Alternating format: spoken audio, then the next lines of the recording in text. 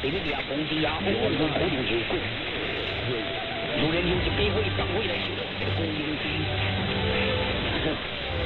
后来多加几吨的瓜，所以搞公司，那不要瓜子，不再结婚为止。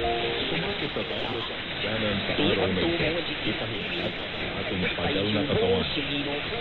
Ang paggawa, upang sa kinabukasan ay masiglang pangangatawan at isipan ang ating makamtan para sa bagong paggawa sa masaganang tulong at masaganang kapag ng Diyos, ay narito ang panahon ng ating pamamahinga.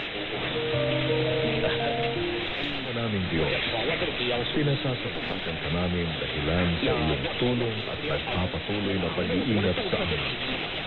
Patawarin mo po kami sa aming mga pagkakamali at sa aming pagkamasasali. Binubuksan po namin ang aming puso para sa pagtitikas upang maging kasangkapan ng pakikipagkasundo.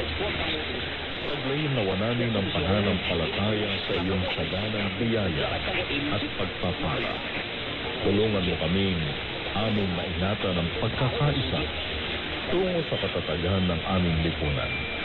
Ingatan mo kami ngayon sa aming pamamahinga at sa kinabukas ay gisingin mo po kami na taglay ang buhay at kalakasan. Sa pangalan ng aming Panginoong Jesus. Amen.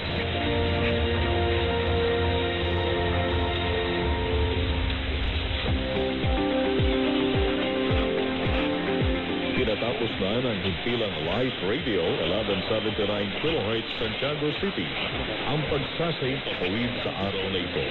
Ang Life Radio Santiago City ay isang himpilan ng radyo na pinangangasiwaan ng Anti-Mission Broadcasting Service Incorporated.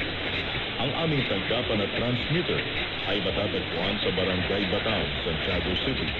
Ang Life Radio Santiago City ay araw-araw na mapapakinggan mula Lunes hanggang Linggo. Ito ay may lakas na 10,000 watts na may paintulot ng National Telecommunications Commission na may lisensya bilang DSB na 0058-2023. Ang Life Radio Santiago City ay pinangangasiwaan ng mga panganin na may paintulot ng National Telecommunications Commission. Engineer Charmaine Banela Calante, may lisensya bilang ECE na 006.316. Mga first-class radio telephone operators. Arma ng Purias, na may lisensya bilang SM-107628. John Del Valdez, na may lisensya bilang SM-120-734. Mga giliw na tagapakinig, ang pambansang awit ng Pilipinas.